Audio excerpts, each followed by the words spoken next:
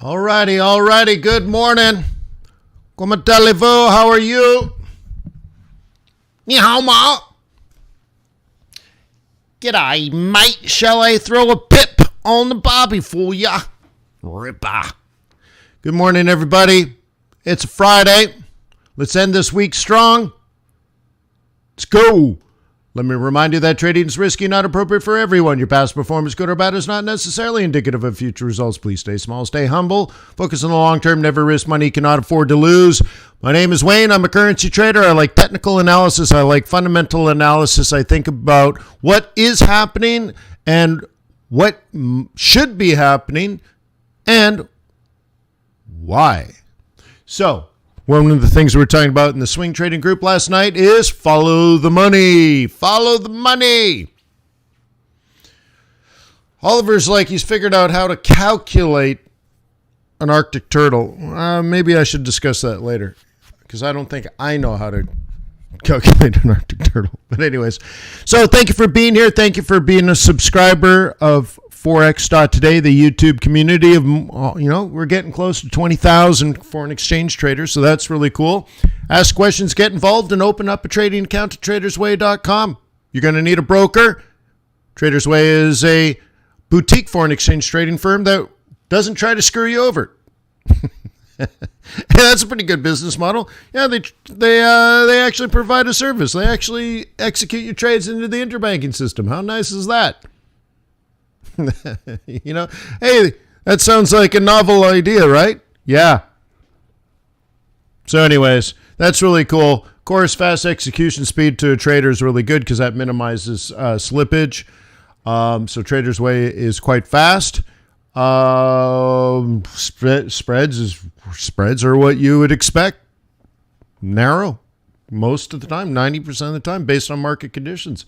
When I first started trading 20 years ago, like the spread on like the pound dollar was somewhere between like, I'd say 5 and 10 pips, like just amazing. Right. And some of the other ones were even more than that. And it was, just part of doing business. And now when you see the spreads, when I see the spreads, on any pair, it doesn't even matter. I look at them and, oh my gosh, it's just absolutely amazing how much of an opportunity you have in front of you right now as a newer foreign exchange trader.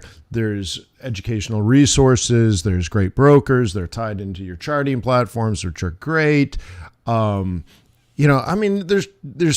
because you got to remember, my first trading account didn't even come with charts. I had to pay, I used to have to pay like $200 a month for charts.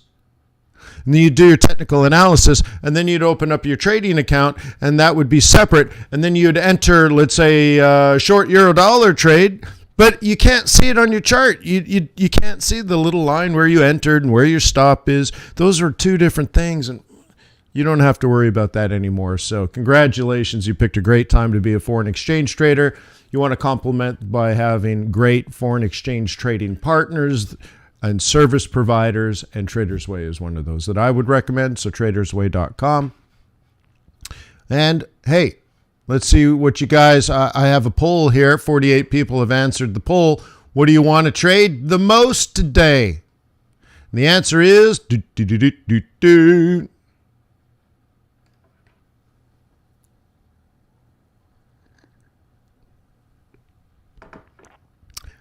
The answer is, boom, by a slim margin, USD. Looks like you guys want to do both. So why don't we do both today? Is that all right?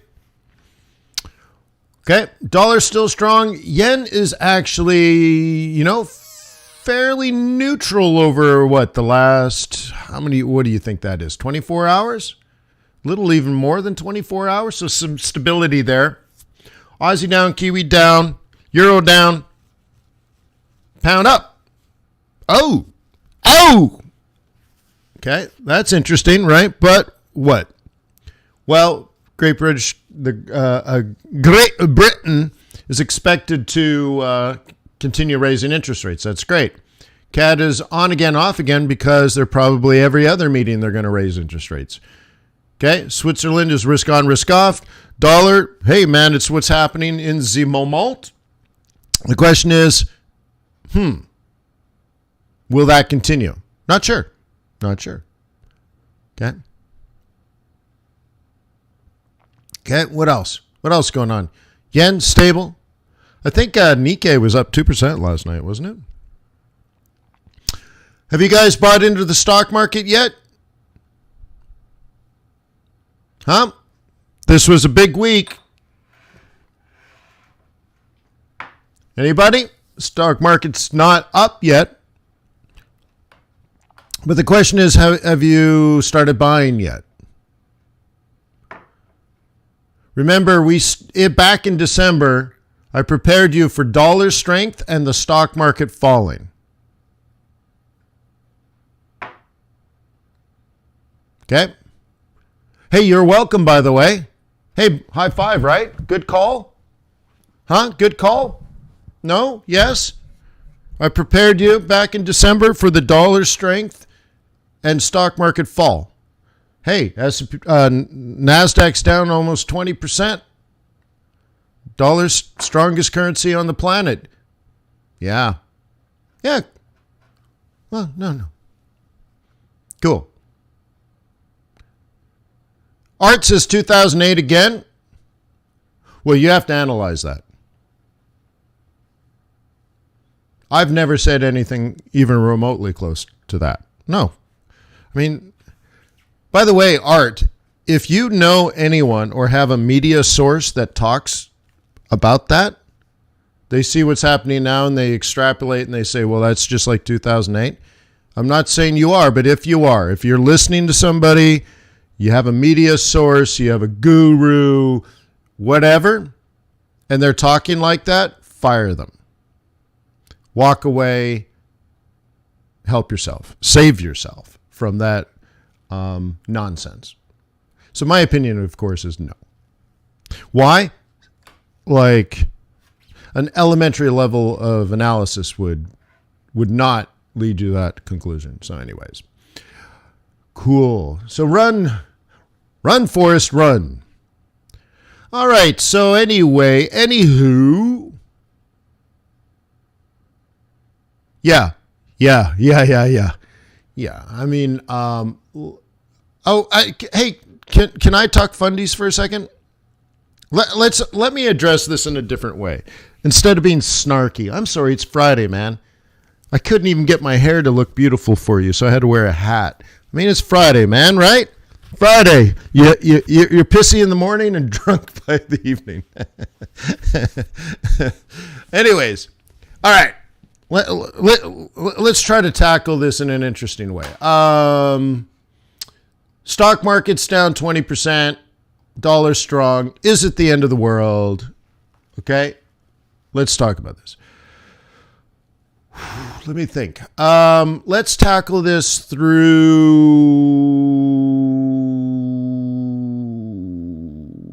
how about the performance of big U.S. corporations?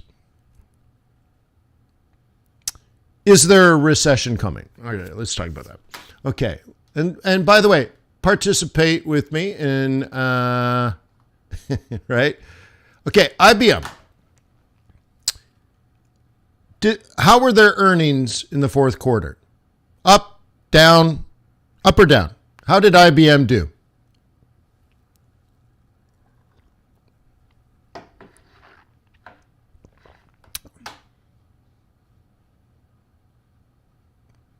Okay, hopefully there's not a lag. Come on, guys. IBM, how'd they do? Remember, we're measuring the health of the U.S. economy and whether we're going to slide into 2008 recession where banks are being bailed out by the U.S. government and insurance companies and mortgage-backed security companies and auto companies okay. Anyways, IBM was up. In particular with their Azure product. And so that's like cloud computing. So I could say, well, cloud computing, IBM, big tech, And you know, like infrastructure, let's say. Okay, that's up. How did Apple do?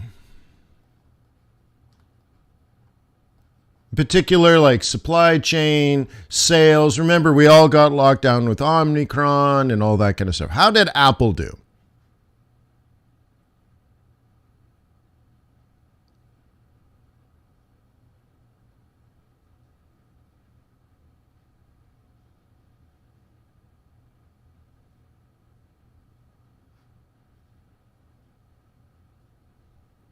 How did Apple do?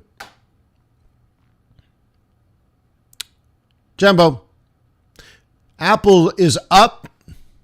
Everything was up except iPads. And the only reason iPads weren't up was because a shortage of semiconductors. If they had the semiconductors, they would have sold more. Okay. Let's talk about Visa. Okay. So I'm going to say this is tech and industrial tech, for example. Industrial tech, meaning, like nobody cares about Office anymore, but it's a nice subscription model for IBM. But what I'm talking about is that was, let's say primarily supported by the cloud, right? Second one, Apple, that's consumer. Are you dumb enough to buy a $1,000 phone and did you do it? Yes. Okay.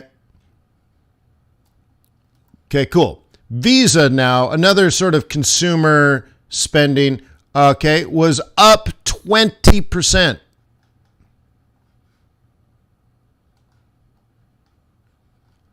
20% increase. Okay, so that's consumer. And then let's consumer. Let's do another big, let's do industry now. So we have industrial technology. Let's do old school. What's a good old school, a big old school? Let's do Caterpillar. They make tractors and bulldozers and earth movers and giant dump trucks. They're millions of dollars each. How did they do?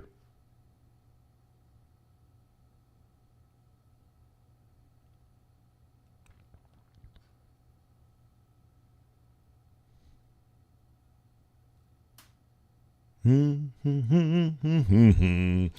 ba ba ba ba ba ba. Everybody find me something to trade. Yeah, up, dude. Up. So again, industrial. Okay, let me ask you something. Based on not opinion, okay, with a broad view of the U.S. big business, are we slipping into recession? Don't tell me your opinion. If you looked at something like this, does this say, oh my God, unemployment's going to skyrocket, consumption's going to tank, and we're going to need the U.S. government to bail us out?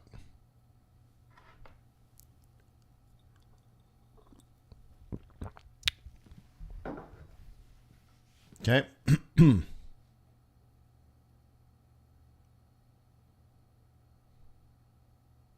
Okay. No. So I'll give you the quick explanation of what I talked about back in December when I told you this was going to happen.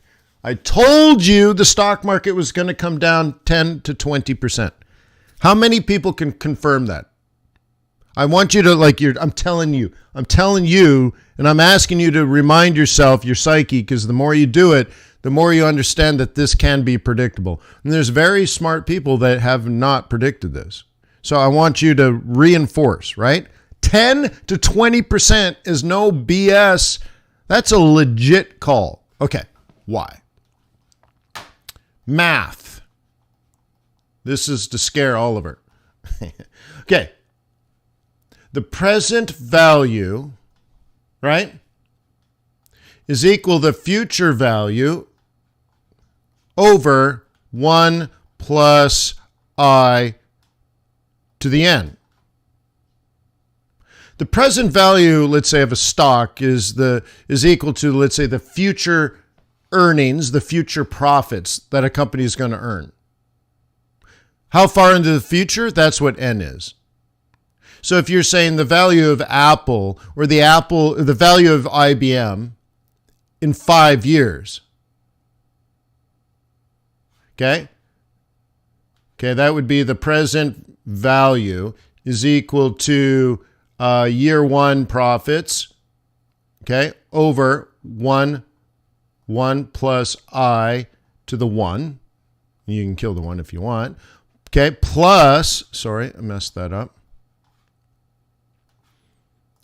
Basic math, right? Plus year 2 profits over 1 plus I to the 2 plus year 3. Yes, you have to do this manually. 1 plus I to the 3 plus year 4 over, okay, 1 plus I to the 4. One more. Don't you love finance? Y year 5 profits over 1 plus I to the 5. Yes, you have to calculate this one, this one, this one, this one, and this one. So we don't know year 1, 2, 3, 4, and 5 profits, so you guess. And you don't know I.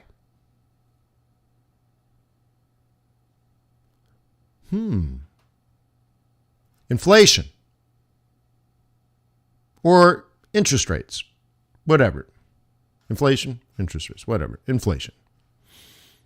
Okay? Do you understand that if I, okay, oops, let's do this in a different color, okay? So if we're isolating that variable, if inflation was originally, if I equals 0, and then if I equals 1, and if I equals 2, what it does in the math is lowers the present value of these future cash flows. Okay, chances, but why? Why did it? This is what I'm explaining. The value of IBM, if I is going up, falls. The future value of cash flows today is lower than when originally, let's say, the value, let's say, of IBM probably doubled since the COVID crash. But that's when we thought interest rates are going to be 0 forever. And inflation was going to be tolerable forever. But nobody popped in a 7 or a 6 or a 5 into these equations that they used to calculate the value of IBM 6 months ago or 18 months ago. Okay? Well, that's called insolvency. The way you make it 0 is you have no profits. Okay. So anyways, you see this? Like the math here, the present value of these future cash flows falls if inflation is rising. It's math. So the stock market's down 20% and we're not going into recession. Well, then why is it falling? It was overvalued. And I told you, by the way, I know I'm being facetious here but whatever. How about this? How many people remember me doing this back in November and December? Discussing the present value of future cash flows. And that just simply the math makes the companies worth less. Not that they're not making more money, but the money is worth less. Do you understand? It's not that they can't make money. It's not that they're profitable. They are making money. The money is worth less.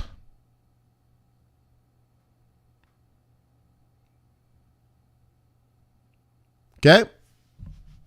Only Johnny remembers?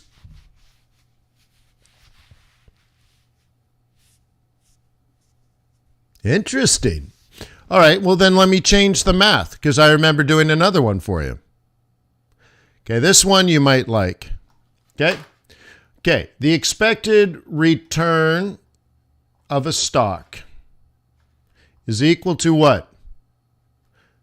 The risk-free rate of return plus the beta and the expected return of the market minus the risk-free rate of return. Oh, hang on. It should be down here. The risk minus the risk-free rate of return. Okay? How many people remember this? The expected return of a stock is the value, basically. Okay? IBM is worth the value of the risk-free rate of return, which is the 10-year T-note. So we'll say the IBM price. So I'll put IBM price of the stock. Okay, the price of the stock. The expected return of the stock. So I'll just say we'll say the expected price of the price of IBM stock is equal to the 10-year yield plus the beta of IBM. Does anybody know what the beta of IBM is? Or what it means? How about not what it is, but what does it mean, the beta? How about this? Type in a question mark if you don't know what the beta is, and I'll explain it. Okay? So the price of IBM stock is equal to the yield on the 10-year T-note. Okay, good, beta. Okay, let me stop there. Let's say the S&P 500 moves. Let's say it's up 1% today. And IBM IBM is up 0.8%. Okay? That means for every 1% S&P 500 goes up, the IBM also goes up, but not quite as much. It's less volatile. Okay? Now, if the S&P 500 is up and IBM is up 1.8%, and of course, this is like an average. So every time the S&P 500 goes up, IBM goes up almost 2%. Okay? So that means it's more volatile than the benchmark index. Beta is the average response to this particular stock to what is happening overall. So a high beta stock moves more than the S&P 500, has more volatility than the S&P 500. So like if this is it, right? Like if the S&P 500 is up 1% today, IBM on average would be up almost 2%. But if S&P 500 is down 1%, then IBM would on average be down almost 2%. You see, like the swings are bigger. It reacts more than the average. So high beta, high volatility. Low beta would be like the stock. Like I don't know what I mean. You have to. These are calculations that are done. You can look up tables and stuff. But let's say if you're worried about volatility and you're worried about the stock market crashing and all that kind of stuff, well, maybe you'll find a stock that's low beta that maybe moves half as much. Okay, so beta of 1 is the exact same as the index. Less than 1, there's less volatility. So like if the S&P 500 dropped 10%, you're probably only down 5% on that low beta stock. Okay? So that's what beta is. It's the individual stock volatility relative to the broad market index. Okay? Cool. So how volatile is IBM? That would that matters, right? Because look at the next part is this. So you have to take these two things, right? But so you want to look at the risk-free rate of return because this is opportunity cost. You're like, why would the yield on the 10-year T-note matter? It's opportunity cost. You could have just bought that and been done with it. So you want to add that in your calculation, okay? Now, the expected return of the market, what is that? How much you think the S&P 500 is going to move?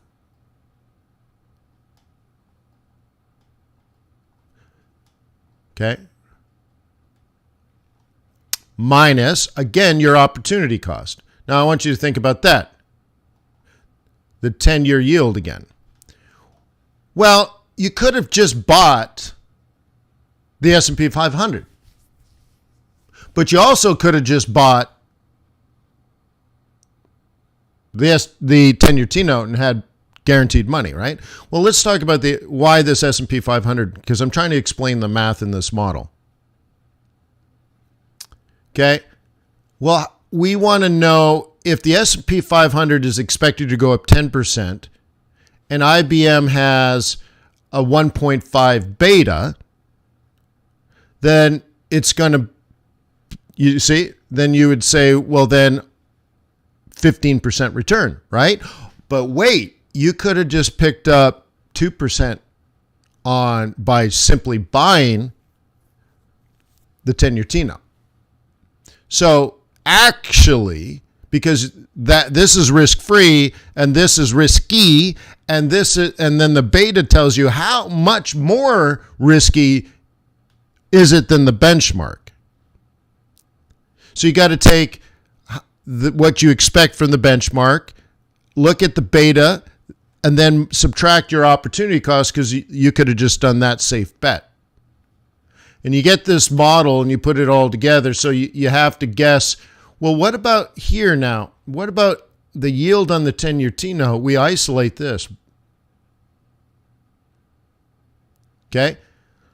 And this is going up, isn't it? And what does it do when these things happen, when your risk-free rate of return is increasing? Let's say everything stays the same here, except the yield on the 10-year goes from 2% to 3%. Okay? So if it was 2% and you expected to make 15% on your IBM stock because you expected the S&P 500 to be up 10, well, if you subtracted the current yield, which is 2, right? Then your 15 drops to 13. But if this goes up to 3, it goes down to 12. Do you see? And then you got to then do this again. As this goes up, the expected value of IBM in the future falls as the risk-free goes up because it's a better opportunity cost.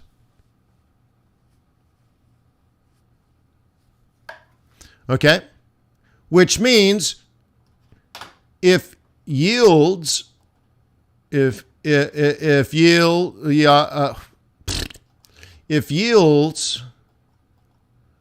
I always get the I before E except after C. If yields are going up, then values, I didn't do that, values will go down. The stock market will go down, okay, sort of, right? And then, but not necessarily, but, and then the next thing is if inflation goes up, value, right? So anyways, right. Well, lower returns means what? Go back to the first model. Okay? The future value of a particular year over 1 plus I to the n. Okay? If I goes up, then the present value falls when I goes up. But what about this? Okay? Now, if you're like, well, lower return, well, if this number drops, okay, so like from 10 billion profit to 9 billion profit, it changes things too, right? So anyways, it has more to do with as inflation goes up, the value of money in the future falls. Now, we don't understand this in America and other rich countries. We just don't understand it. A dollar's a dollar's a dollar. How much is a dollar? I don't know. It's like a Coke, I don't know. Like, just people don't understand it in rich countries with mature markets and stable levels of inflation. You go to a country that historically and let's say recently has inflation, they get this big time. Big time. Because $100 in 5 years from now could, in a high inflation place, might only buy you $50 or $60 worth of stuff today. So you're like, you're going to spend your money today because your money is going to become more and more worth less. Now, it's hard to see something be worth less, but you can see prices go up. Okay? So it's a very unusual thing for a rich country to think this way, but many people on earth know this all too well. Okay? So the stock market, and I'm telling you, I went over this back in October, November, and December. It's just simple math. Not an economic contraction. You're welcome.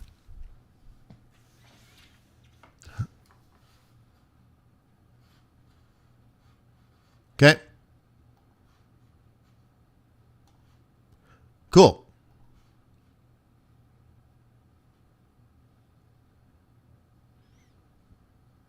Right on, Robin.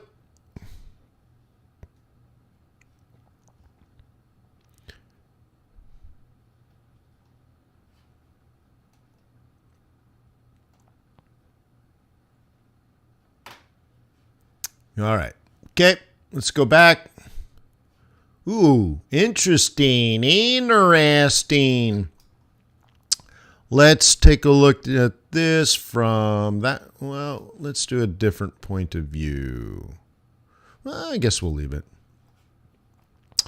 Very interesting. Some basic price action here. Okay. And if it breaches, what you want to do is no. Pay attention to that if it breaches. Okay? All right, stuff like this. All right. Cool. That's WTI, by the way.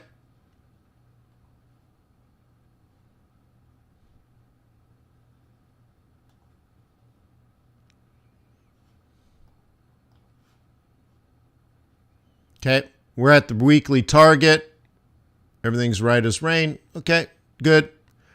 This is a sign of inflation, by the way. But if the economy was in recession, this would be falling, not rising.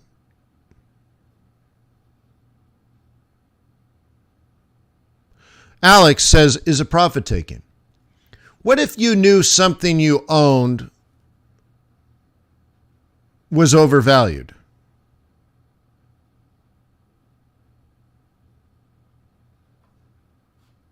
It would be wise for you to sell it and take the cash and buy something that's undervalued. Or how about something like this?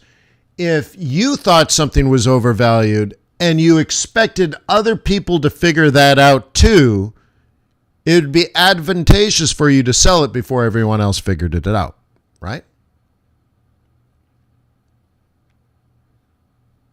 It came down because it was supposed to. I didn't make like a giant guess or take a leap of faith. If I could explain it using two different mathematical models, 5, 6, 7, 8, 9, 10, 12, 15 weeks before it happened, I told you about it and explained why, then it's just sort of like it was supposed to happen.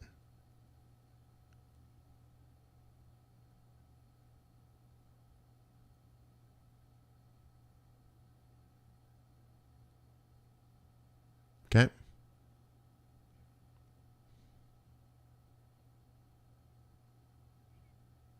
So I want you to think of what happened and all the big professionals that are involved. What do you think happened to them? Are they actually losing? If they have people working for them that are 10 times smarter than me, do you think they're losing money on this? And if not, let's say they're making money in this situation because it was obvious to them. Then how is it that, what are they going to do next? I always want you to think about what's happening right now, but then what's going to happen next.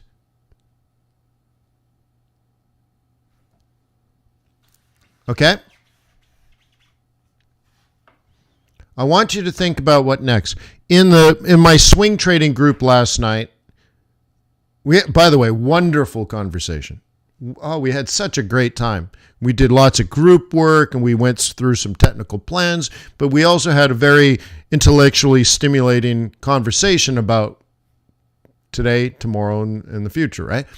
And one of the big pieces that was discussed is like follow the money. And I guess I'm telling you the same thing. Try to figure out what's happening and then think about where's the money coming and going, and look at I need you to think about things like, well, what does he mean by that? Well, the stock market's down, the bond market's down, and the dollar's strong. Where's the money coming from? So where is the money, and then where is it going to go next? Okay. That's all. Okay. Stabilization in Bitcoin. Okay. Not risk on yet, but definitely a relief. Alex's gold is down, isn't it? Well, it's priced in dollars. So if the dollar's up, gold should be down.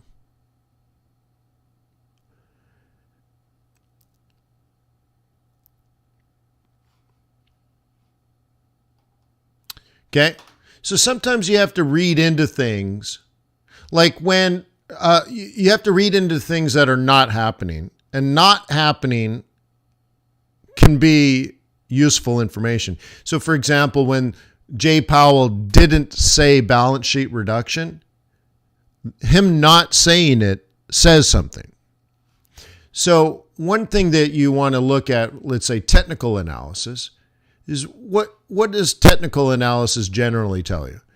Okay, this was down, then it was up, this was down, then it was up, and then this should be down, right? The thing is with technical analysis, it's kind of assuming that this pattern continues and that Bitcoin will go to zero. Probably not. Now you might argue with me like, that's not what it means. Don't argue with me, just listen, okay?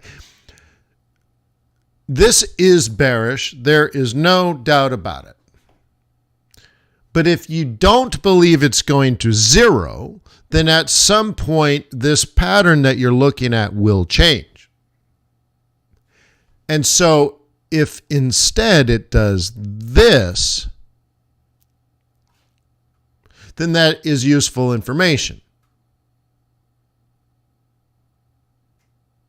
Because then the conversation, because remember this market is just a bunch of buyers and sellers, then the tone of the conversation is changing from it's the end of the world to, let's build a beautiful future together.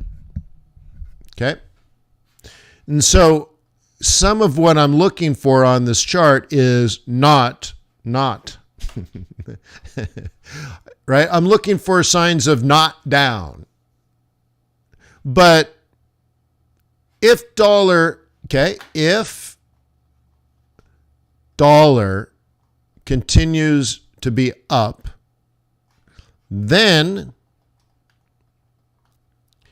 Bitcoin will be down because Bitcoin is priced in dollars. So part of this investment decision will come to your belief, not just in the value of Bitcoin, but the future of Bitcoin. Okay? But one of the things I said last night is if dollar is strong all year, if dollar is strong, Bitcoin could fall to 13,000. From 30-something to 10-something. So the interesting question then is, what would make dollar be strong all year? What other things would need to happen? And I challenge you over the weekend to stop and think about these things.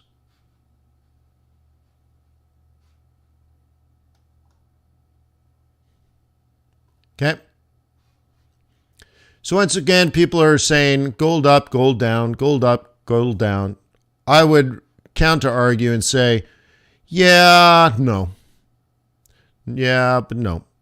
Nothing's actually changed. And again, I can change this a little bit and go to my price action pivot points, go out a little farther, 275 weeks. Oops. Is that too many?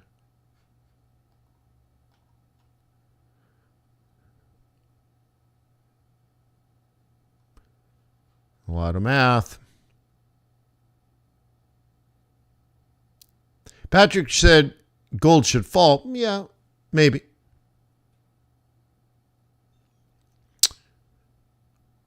Okay, there we go. That's what I'm looking at. Okay, so some people are like, gold is going up. Oh, other people are like, gold is going down. And I would say you're looking too hard. If you're looking and so concerned about the value of gold, you are missing a lot of wonderful opportunities. But you're not looking in the right direction.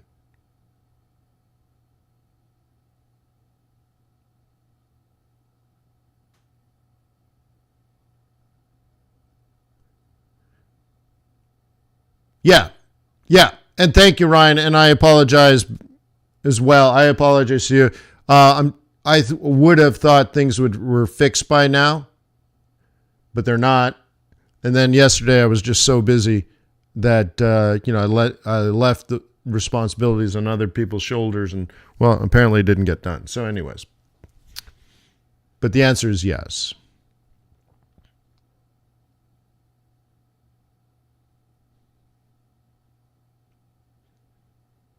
And by the way, I logged into the old Zoom room you used to use all the time, and it said you're in another meeting. So I went back like 7 years or something. You tried all the old Zoom room IDs that you used,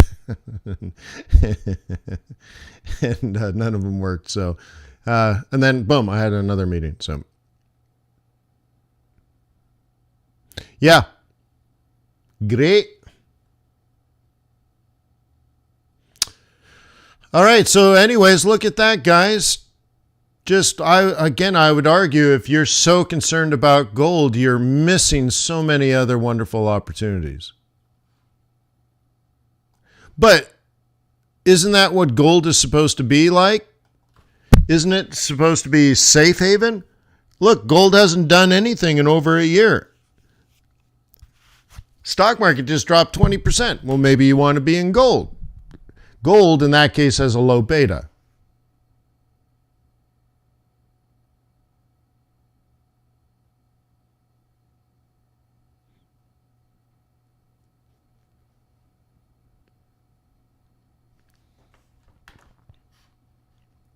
Okay. So one thing, like Greg says, it ain't going to go to 2,000 or above. So one thing that you might think of is, let's say gold never changes value. And you say, well, Wayne, it's moved sideways for a year and a half, but you say it will never change value. Well, let's just say gold is just gold. A block of gold is a block of gold. The only thing that changes is the value of the dollar. Right? How many dollars do you need for gold? But gold is still AU. It's just a material that was created by an exploding star. Did you guys know that? AU is a material that is not from Earth. Did you know that? It was not created on Earth. Iron is made in the sun, but iron was also made here, right? Iron and all that kind of stuff, and carbon. A lot of that stuff comes from material on Earth. But gold itself does not come from Earth. It's not from our planet. It's from an exploding star, which is kind of interesting. So let's just say that material that's just it. It just is. It's a thing. It's like a stone. What's the value of the stone? Whatever someone was willing to pay you for it. Now, you say, well, a stone on the ground isn't worth any money. Have you ever tried to buy beautiful, flat, black Mexican river rocks put in your garden? That stuff is like gold. I've paid people money to take stone out of my yard. But maybe I paid for that service. But anyways, there is some sort of value. Some guy came along and invented the pet rock, and he sold rocks for money. Genius. It's only worth what you're willing to pay for it, but a rock is a rock. A stone is a stone. Gold is gold. But now the value of it, so there's either demand for it or the currency in which you're trading it for. And so maybe you just look at dollar and just say, maybe dollar hasn't done much relative to gold, and gold is stable. So nothing's really happened over the last year, except the rest of the world has done less good dealing with COVID. And the rest of the world has lost value. Their currencies are down, which makes the US dollar look strong. But maybe dollar hasn't changed much at all, and everything else sucks worse than the US dollar.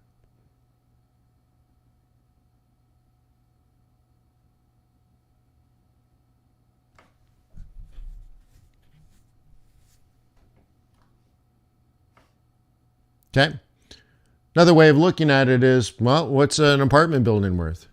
Well, of course, there's a good answer to that, but non-financial investors are not so sure. But of course, the real answer is the present value of future cash flows. All right. So anyways, we got a pop here. And this is exciting to me. So my job now, right? You better recognize, and this could be important. Why could this be important?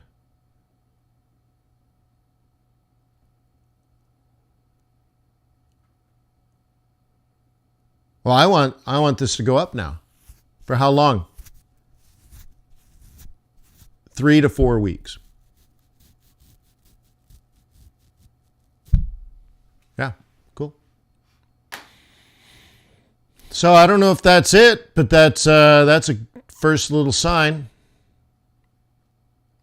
It's time.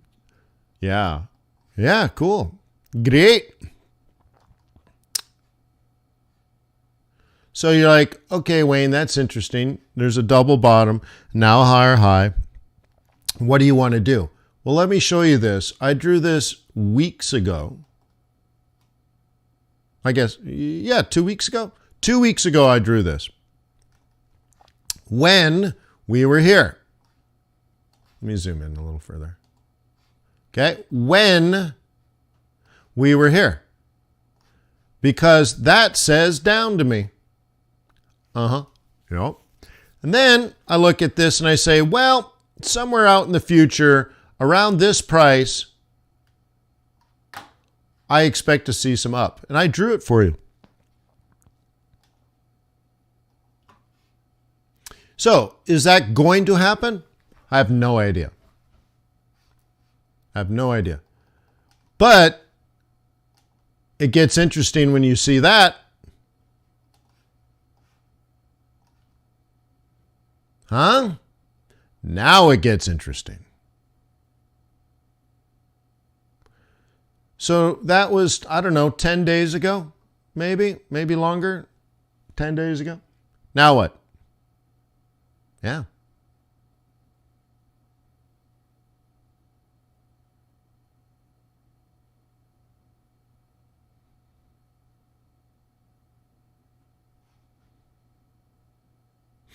Yeah, Matrix, that's interesting, right? China over Taiwan. Well, right now, China and Russia are buddy buds. Russia's going to roll right into the Ukraine and no one's going to do a damn thing about it. So Xi and Putin are going to get together and they'll laugh, and now it's, right, Xi's turn. What's the U.S. going to do about it? Okay, it's a dangerous, slippery slope, man. It's dangerous.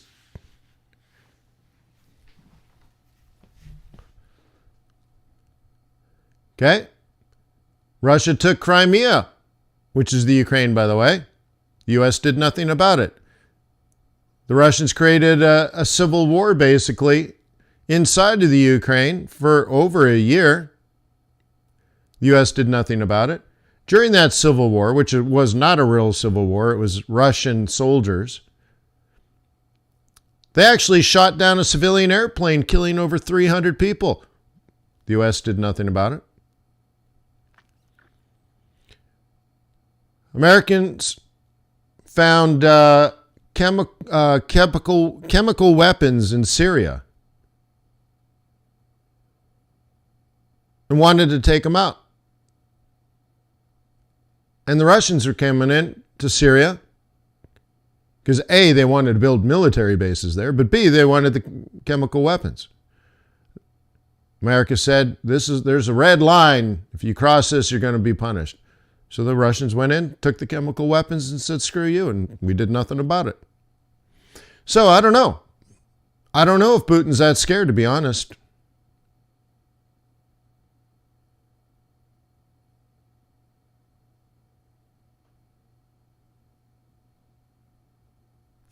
Okay?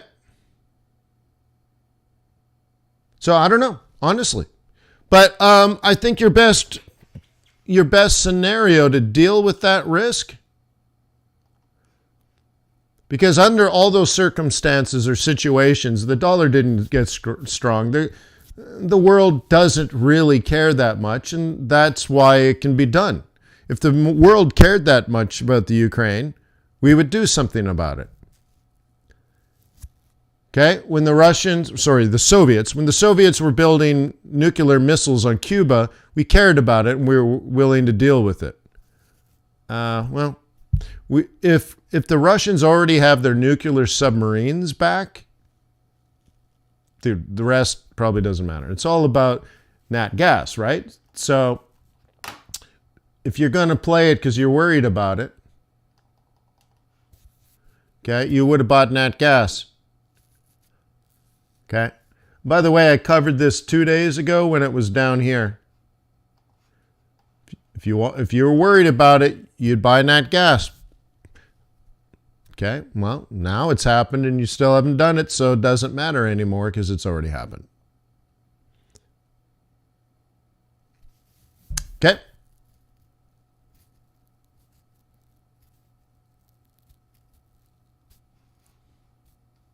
So anyways, don't make a big deal with it. I'm not making a political statement. I'm trying to get you to understand that there probably won't be a giant impact.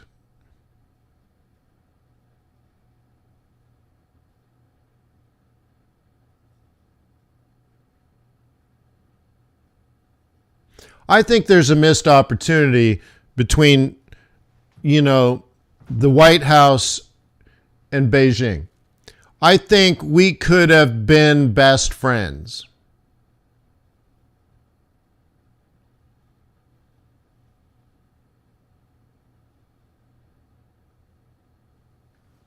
Okay.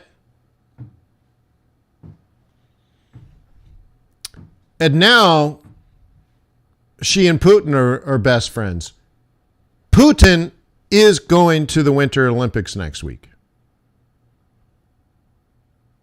That could have been us. Missed opportunity.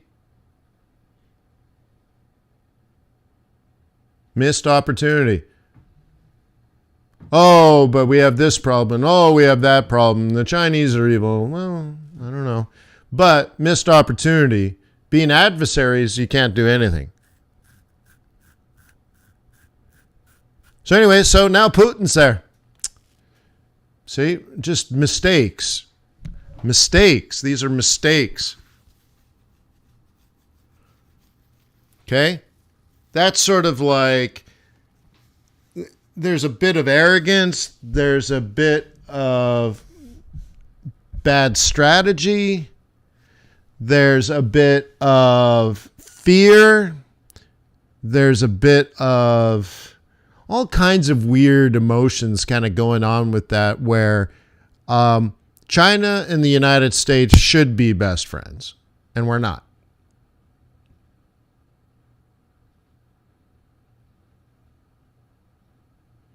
So someone's going to fill that vacuum, and it just creates more of an adversarial situation.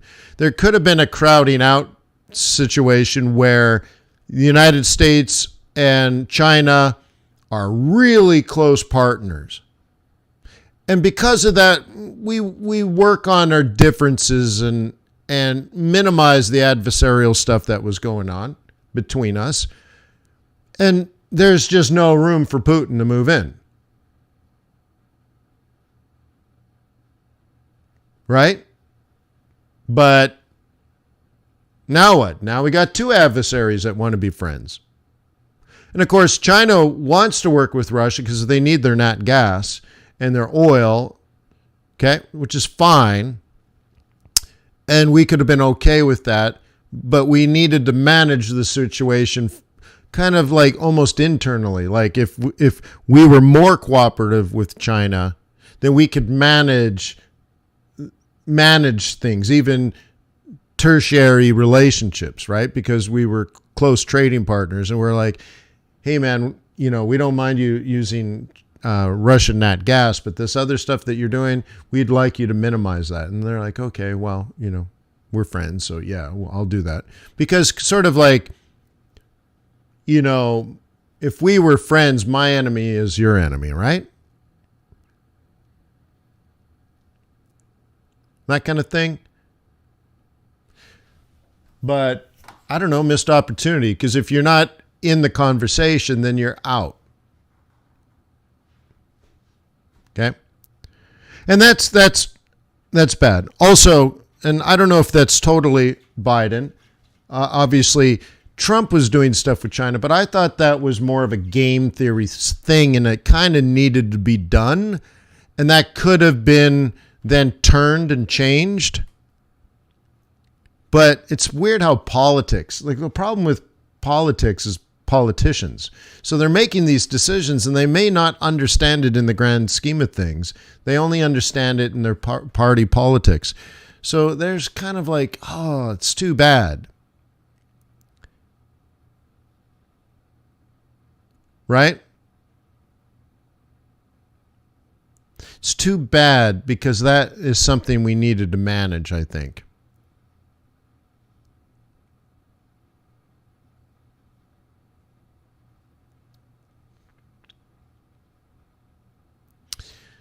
You say European arrogance. I don't know if it's European arrogance. I don't think Europeans are arrogant. I think there's still some leftover socialist, like, I'm not saying Europeans are socialists, but there's some leftover ideas from the choices that Europe has made in their form of capitalism, which is not good, not bad. It's just, those are the choices. And some of those ideas that are left over, I think are misapplied. So this idea of not doing business with Africa because Europeans want to pay Africans European wages, but they can't afford it, so they would rather not do business with Africa. Well, to someone with no money, dude, we want to do business with you. You don't have to pay me European wages because the standard of living is different, right? Like so Europe would rather not have energy come from Africa because they feel like that's bad for Africa, which is really strange to me. It's a really strange concept. So they would rather work with Russians. Whatever.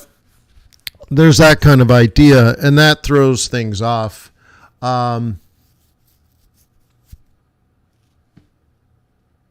So I don't know. Right. But right. So I don't know. It's sort of interesting. It's just, it just is, right? It's just where it comes down to maybe some poor choices. Like, for example, another sort of, eye-opener for me in recent history of how Europeans and Americans differ was the financial crisis. And Germany came out and said, well, we'll spend less and we'll raise taxes. We'll cut spending and we'll raise taxes. And I'm like,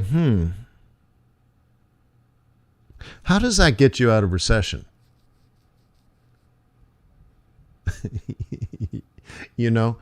And of course, it doesn't. But it's such a weird idea. It was weird. It was a weird response. Austerity will save our economy. Really? Like, wow, that is weird.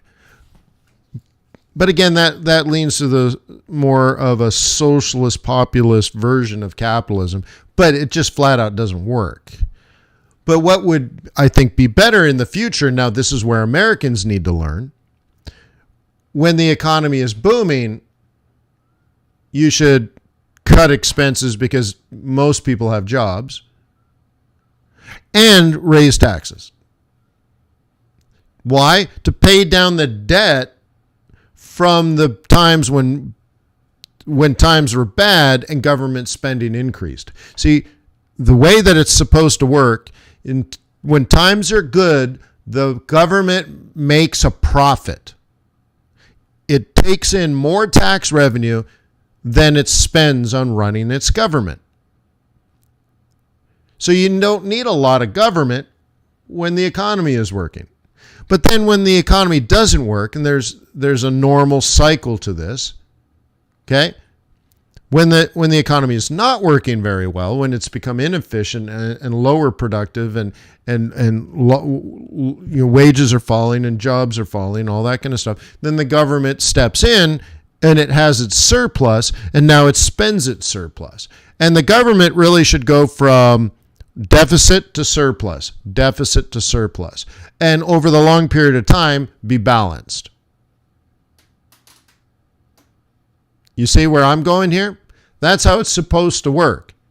But the problem is now, like in America, when times are bad, we spend, and then when times are good, we spend, and then when times are bad, we spend more, and then when times are good, we spend even more, and then when times are bad, we spend even more, and all of a sudden it's just radically out of control. And what's the end result? Everybody in your government is mediocre at best.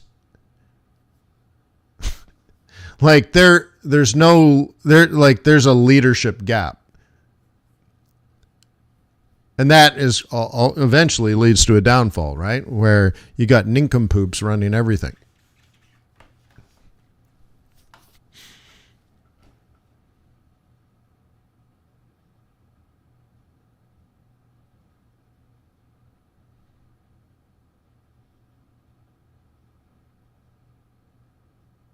Taxes, Alex. How does the move? Okay. Taxes. You collect money.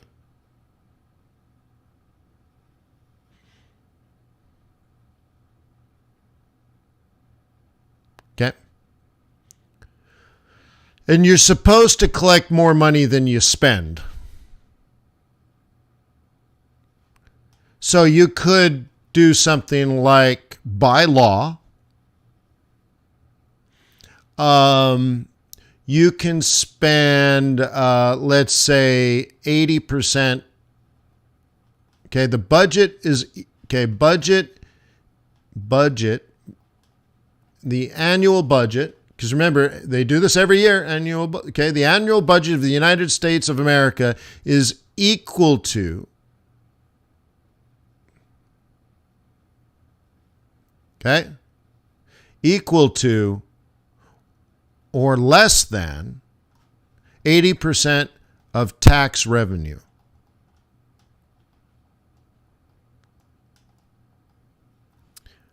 This would be the equivalent of an average household budget. Okay? So a household budget would be something like this. Household budget. This is how you should probably be living your life. Household budget would be your income minus taxes.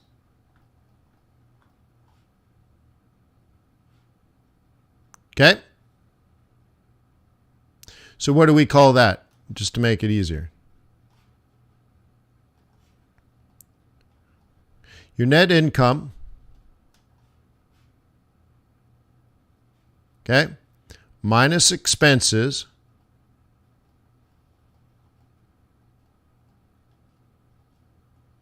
okay, and the rest goes to what? Retirement. Okay, meant. Okay, retirement should be 20% of really this.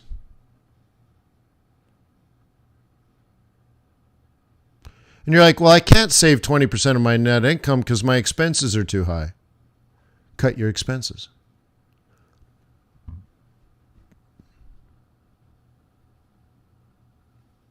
Okay. Get rid of the Mercedes C-Class lease and buy a used Hyundai Sonata like you should. You're not rich because you drive a Mercedes. You're poor because you're strangled in debt. I want you to think about it like I've done a speech multiple times where I told you how to get a Lamborghini for free. If you drive a Lambo, it should have been free. You didn't spend 1 penny of your own money. Okay? If you win the lottery and you pay cash for your Lamborghini, you're stupid. But then again, if you lease the Lamborghini, you don't have any money, so you're even dumber. So there's only 3 ways to buy a Lamborghini. It's absolutely, totally free, and therefore, go ahead. 2, you spent a lot of cash on it, which means you're dumb. But if you don't have any cash, then you borrow money to drive your Lambo, and you're even dumber than the guy that gave up his cash.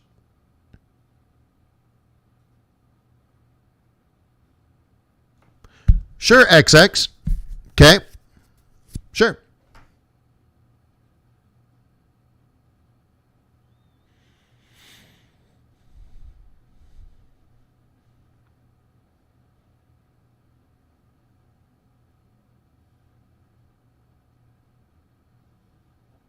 Cool, right? So the government should be like this, where your income minus your expenses, and let's say your expenses are your annual budget, your income is your tax revenue, and at the end there should be money left over. But then you're like, but what about this program and that program? We don't have enough money to pay for those if we're going to save 20% a year. Yeah, we'll cut them.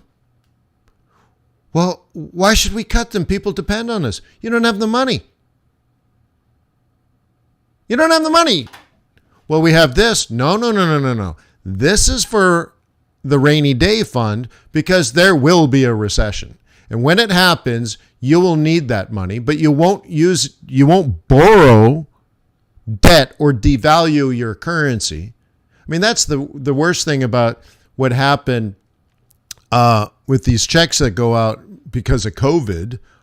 Apparently the checks might go out again, but dude, it's not about COVID, right? When the government prints the money, it devalues the currency and everybody loses. Okay? It makes everything worse now. But anyways, going back to this, if you had 8 years between recessions, okay? You're like, dude, let's say that's at least 1.5 times GDP, right? And that's a lot of money to get yourself out of a really deep recession. And you don't have to do it with borrowing. But then you're like, well, what about all this? Not worth it. You don't have the money. You'd like to do it, but you can't afford it. So don't do it. Well, it'll be very unpleasant for those people. Well, they'll need to change their lifestyle or change something. Okay?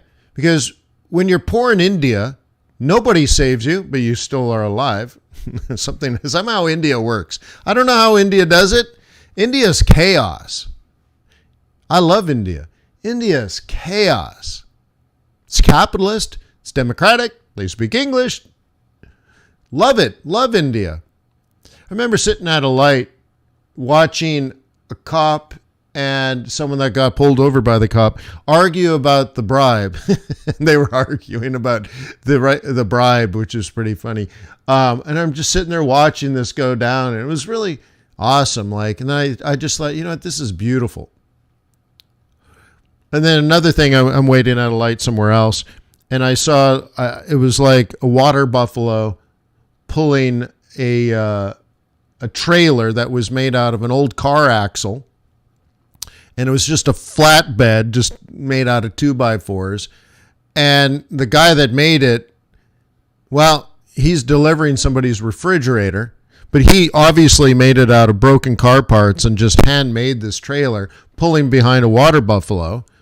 And, well, he didn't even make himself a chair. Like, dude, if you're going to go that far, make yourself a bench, bro. Like, he's just squatting. And I remember thinking, like, dude, I can't even squat, yet alone squat on a moving platform, right? But anyways, he's crossing the street. I'm in a Mercedes S-Class limousine. He's going by with his water buffalo and his homemade flatbed, delivering a refrigerator. I'm watching this guy thinking, dude, he literally found that stuff and made it, but he had an iPhone. And I'm like, that is just awesome. India works, man. India works. But if you're poor, man, nobody takes care of you. So I don't know. People have the strength to work it out. Now, how do you survive if you're poor in India? You get yourself a job. So I'm not trying to, again, make this a political statement. I know it sounds like it, but what I'm saying is the key to survival is productivity. And the use of a government, or let's say it differently, government can be useful in the terms of, economic use to have a small surplus. I mean, that could be 10% and still be work, right?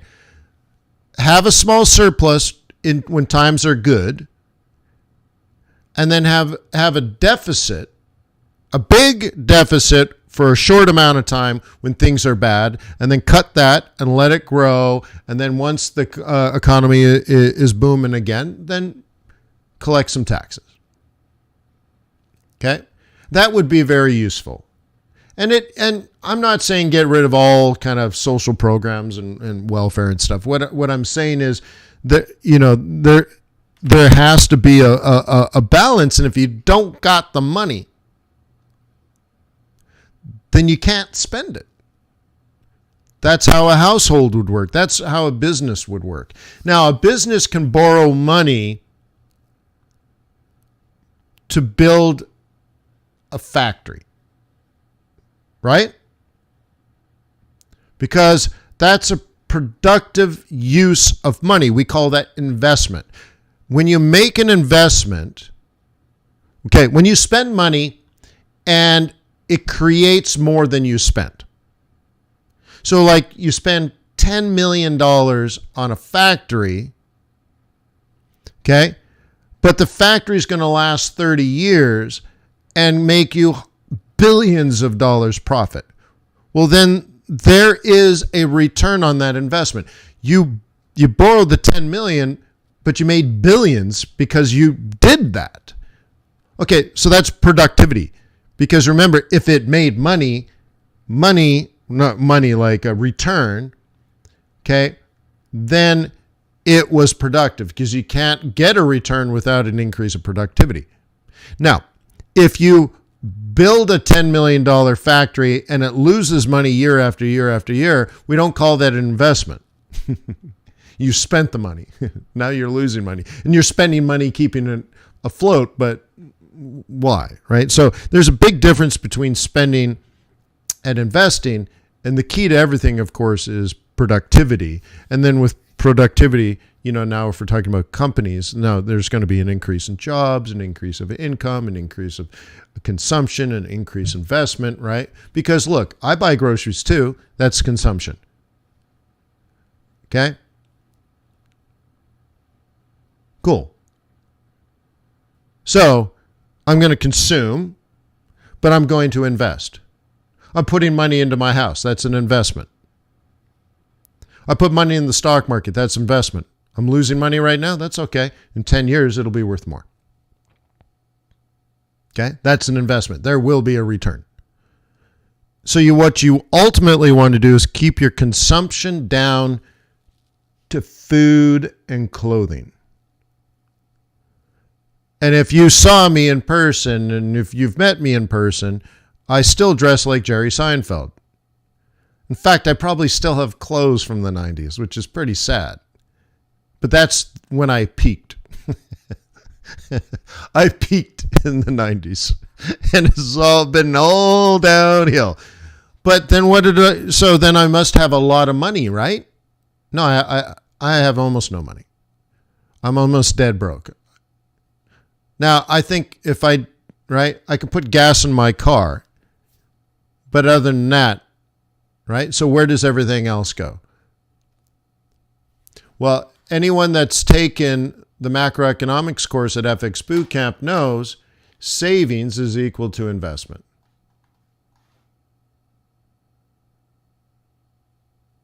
Okay? An investment does what? When investment is greater than depreciation, you shift your steady state,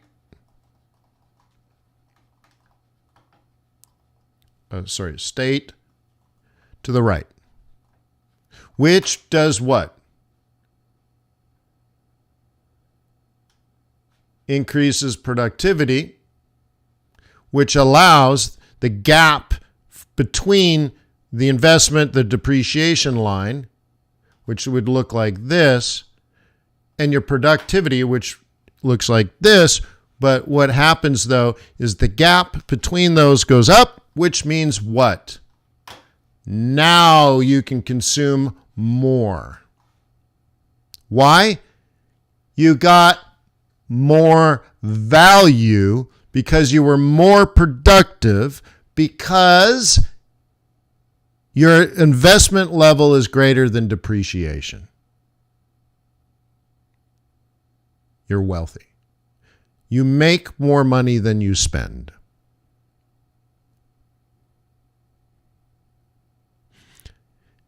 Okay, we were talking about Mexico yesterday in the swing trading group and being an exporter of oil. Yeah. So you had Mexico, right? And what happened was, how am I going to draw this? Let me think. Okay,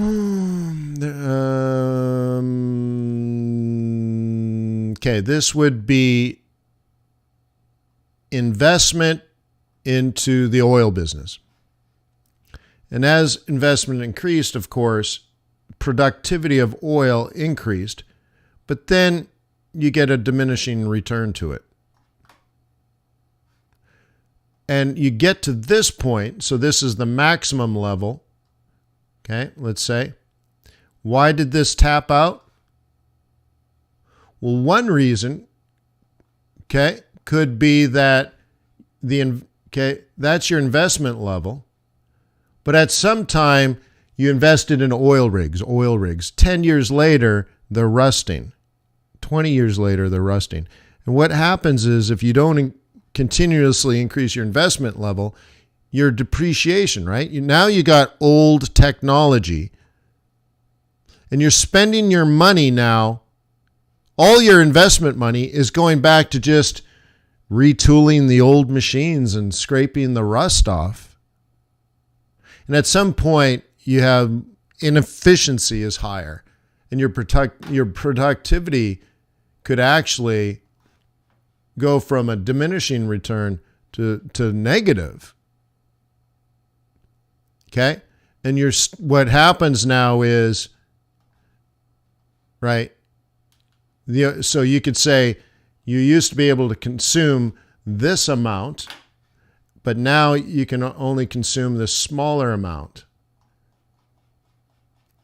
And what this would mean, because of how you're managing your money, you remove this and this as spending power of consumption. Okay? Which means at the end of the year, if you want to draw it something different, 10 years ago, 10 years ago, your budget would have been, like if we're going to do this in a bar chart, your budget was this big, but now it's this big because you're spending all your money fixing the broken equipment. And over time, it's becoming less and less productive. So what you need to do is have your investment level be higher than your depreciation, increase your productivity again, and right? And this would be consumption. How much money do you have to spend? Okay? So it's kind of like, I don't know, if you spent all your money on your mortgage, okay, so you buy a house and you have income minus taxes, minus expenses, and all this other stuff goes to your mortgage. Okay, so any penny left over goes to your house. Okay, house. You got it? Because you bought the biggest house you possibly could buy. 10 years later, you're still living this way. Okay, you bought a house that was 20 years old, now it's 30 years old. Now what? Well, you don't have any free cash flow. Everything is going to your mortgage because you're trying to pay down your house. You need a new roof because it's now, right? The last roof was put on 15 years. Now it's been 15 years, so now you need a new roof. It's been 30 years, so you need new windows. You probably need new furnaces for furnace. Am I right? So what if you don't do that? We call this depreciation. So now you're like, The longer you ignore that, now what? Your house is going to lose some value. It's literally falling apart. Okay. So this all has to do with choice. Okay. And economics, as you know, is the study of scarcity and choice. And so I think I would choose to spend less when times are good and save that. Why? Because savings turns into investment. Investment would be greater than depreciation. Therefore, productivity increases. Therefore, everybody has more money for consumption. But you're also got that savings, right? Because you've saved it. Remember, it all starts with savings. So then when times are bad, that's when you can increase your spending and say, okay, let's make sure unemployment benefits are extended and easier to get. Let's make sure, schools have free lunches for kids, and you go big, and you create stability in a period of instability, and that's when a government should shine and produce most of its benefits for everybody. Okay.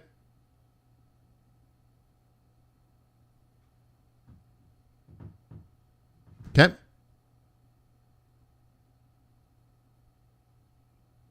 Do I look at PMI numbers more than ISM? I don't think that's true, Michael. Okay. The number one most important thing is Fed policy. So I look at all that data simply to figure out Fed policy, but I already know what the Fed policy is. So all of that's kind of irrelevant.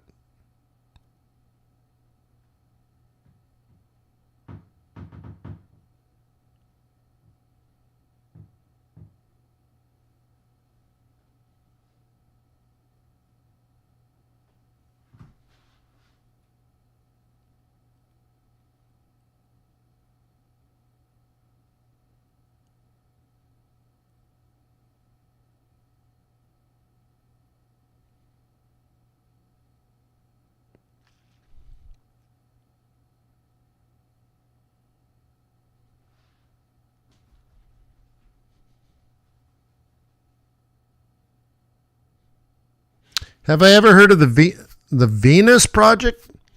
Well, there was this place in San Francisco where I went once, and they asked me to take off all my clothes. And I'm like, no. Is that the Venus Project? Is that the one you're talking about?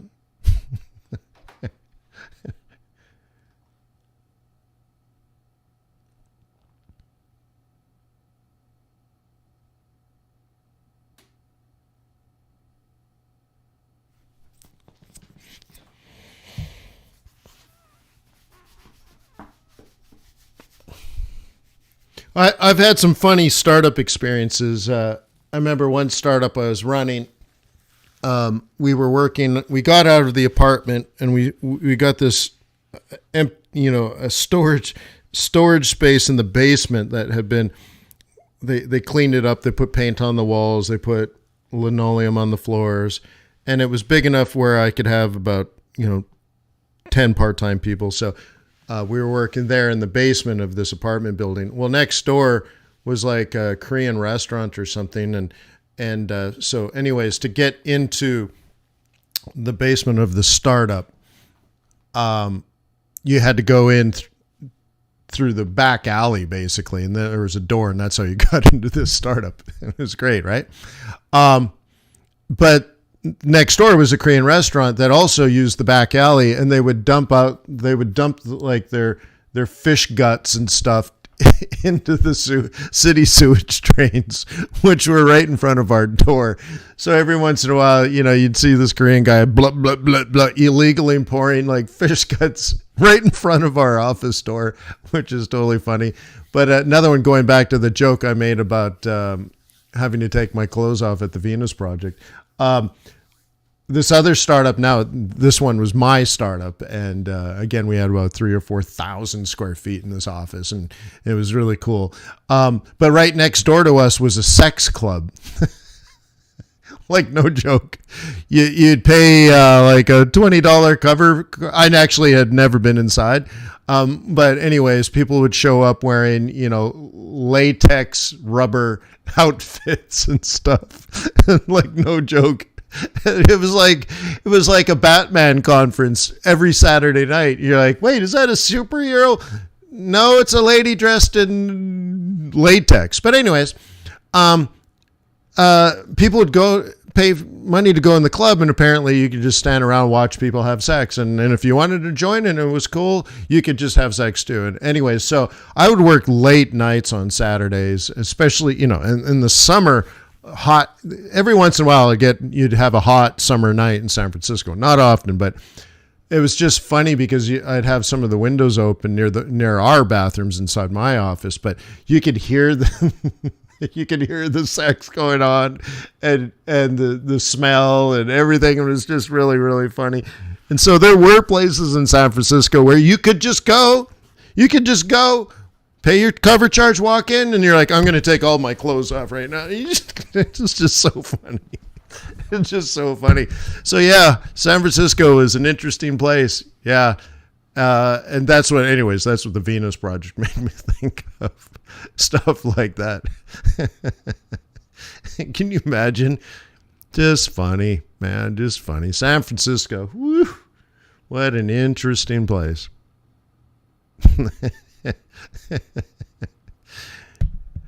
And one or two, you probably even know the place I'm talking about, huh? South of Market? Yeah. But yeah, it was just like, it was a sex club. It was just something, everybody knew it, and it had been there forever. Yeah, it was amazing. Yeah, big fellas like I never went there. Don't ask, don't tell. Yeah. But, one of the funny things, though, just to get an idea of, like, this place, every once in a while you'd see some, like, suburbia girls. They're like, let's go there for the bachelorette night, right? And all these girls get out of the limousine. Woo, we're a bunch of sluts, right? Just for the night, right? Then they would walk in, pay all the money, and they're like, this is going to be fun. It'll be crazy. It'll be fun. Oh, you'll like it, Sheila, right? They go in and they're like, oh my God, this is dark. And oh, they come running out, jumping into the limousine as fast as they can. Oh my God, I can't believe I saw that. And they jump in the limousine and go.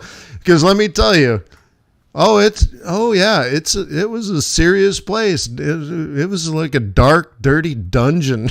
Like, it was funny to see, like, it happened a lot too. Just, it was so funny to see regular people go into that, and like, probably the most frightening, disturbing things they've ever seen in their entire life.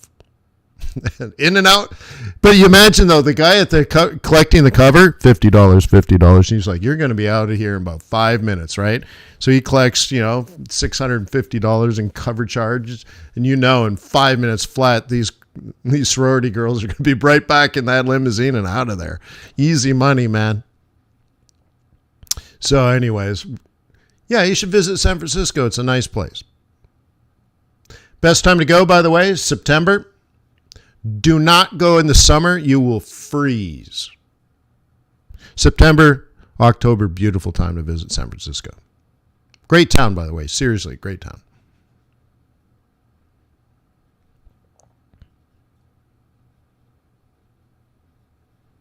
Yeah. Do I expect the dollar to lose some strength? Yep. Yep, I do. Okay. And that's why I marked it out on all these charts for you. Okay. So you missed that one. This one might be setting up. There it is. Look, I already did it. Okay. Now what? Just round the board. So like, that one's not showing as much. Let's zoom into this one. Yeah, you might. All right, sure. Got to get through here first, but it's a start.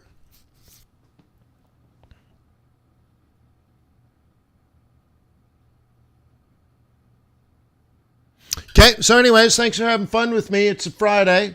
I hope you don't mind talking about sex clubs. But we talked about a lot of other things. We talked about the capital asset pricing model, as well as the present value of future cash flows, and how inflation changes the valuation of corporations or the stock of corporations. Okay. We talked about a lot of interesting things. We talked about the importance of investment, the importance of budgeting, carrying surpluses for rainy days. That's what a household would do. I kind of look at the U.S. government where, it not only does it need to save for a rainy day, it probably should save for retirement. Also, we talked about international political economics in the sense that the United States is probably making public policy mistakes when it comes to handling its relationship with China. And we're starting to see consequences to that, which is terrible. But ultimately, we put all this together, and we're trying to decide: do we buy a safe haven, or should we invest our capital? And if you translate all of that thought process, I'll leave you with how I began this webinar. Is the 20% decline in the stock market a sign of recession or repricing? Don't have an opinion, not interested in your opinion. You should have a conclusion. I'm interested in your research and your logic.